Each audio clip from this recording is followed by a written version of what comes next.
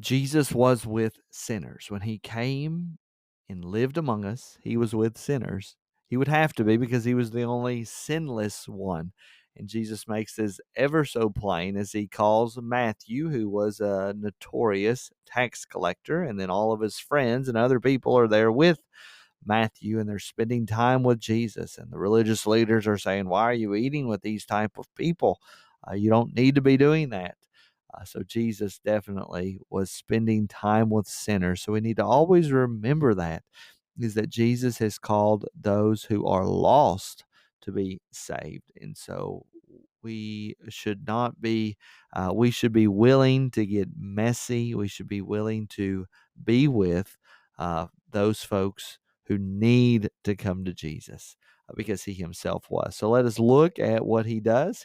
First of all, we can't pass up this follow me command here, but verse 9 says, as Jesus passed on from there, by the way, if you've not went ahead and read the passage and tried to do your own journal entry, a spiritual insight, a scriptural insight, a prayer and application, why don't you go do that and find a space right here and then come back and watch the video. So as Jesus passed on from there, he saw a man called Matthew sitting at the tax booth, and he said to him, "Follow me."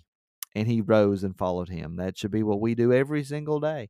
Jesus says, "Follow me." We should get up and follow him and do the things that he asks us to do. Verse 10, as Jesus reclined at table in the house, behold, many tax collectors and sinners came and were reclining with Jesus and his disciples. Now, it's important for us to remember a tax collector in those days is not like just our IRS agents.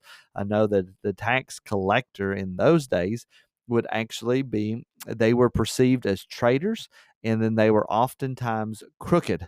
So these were Jews elected by the Roman officials to collect taxes from the Israelites. And the Jews would have not liked that one bit. They would have saw that as treachery. You're partnering with the Romans. So tax collectors were often looked down upon and rejected by their own people. Secondly, they were often crooked.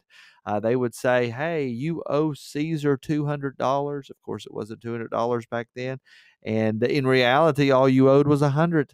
And so they'd put $100 in their pocket and put the other 100 uh, to Caesar. So they were crooked in what they did, and so that's why they are, you will oftentimes see this in scripture, of tax collectors and sinners.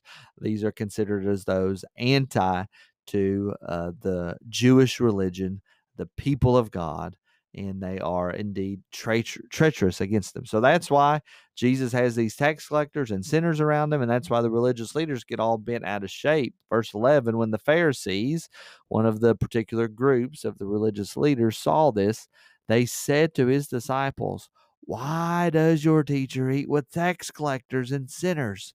But when he heard it, that's Jesus, he said, "Those who are well have no need of a physician, but those who are sick." So why would I be spending time? Why would I not be spending time with those who are sick, those who are sinners? I want them to come to me.